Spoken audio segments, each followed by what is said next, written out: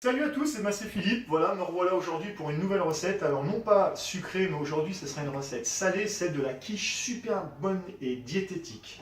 Alors pour ça, vous allez avoir besoin de 5 œufs. Donc sur ces 5 œufs, moi je mets que 3 jaunes et le reste, les blancs.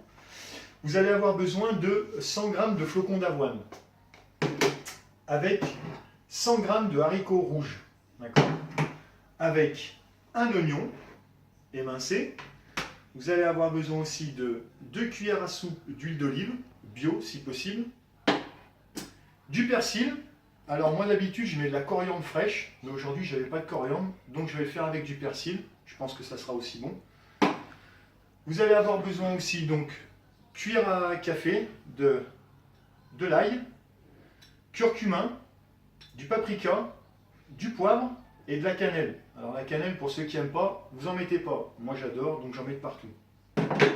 Et ben allez, c'est parti. Donc on commence par les haricots. Donc, on met tout ça dans la petite casserole avec les œufs. Et là, on va touiller. Touille. Toujours touiller comme pour les cookies. Faire une bonne pâte. Dedans, vous rajoutez les épices.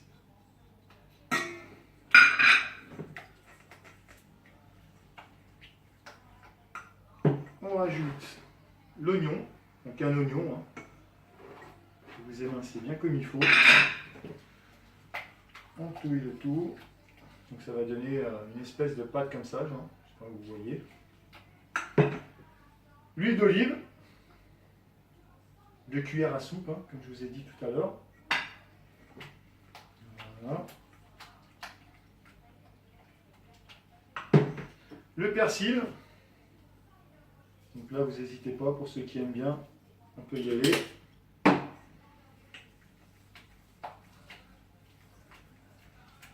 Si ça sent bon en plus. Voilà, ça va vous donner une espèce de pâte comme ça.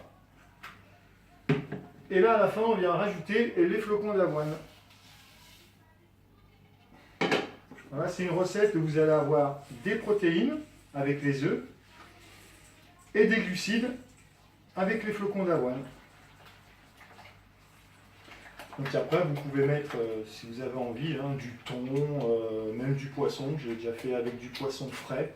C'est super bon. Voilà. Donc voilà, on brasse bien le tout.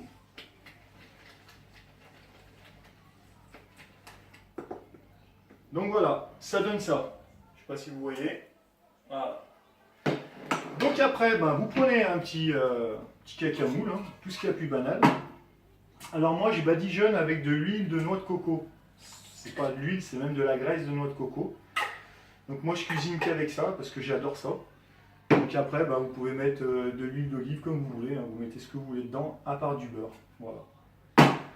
Et après, on vient verser le tout, hop, dedans. Voilà, on ne gaspille rien. Et vous allez voir, c'est super bon. Donc après, ça, vous pouvez le manger avec une bonne salade, ou même des légumes. Voilà. Donc après, ça va gonfler, ça va donner un espèce de cake.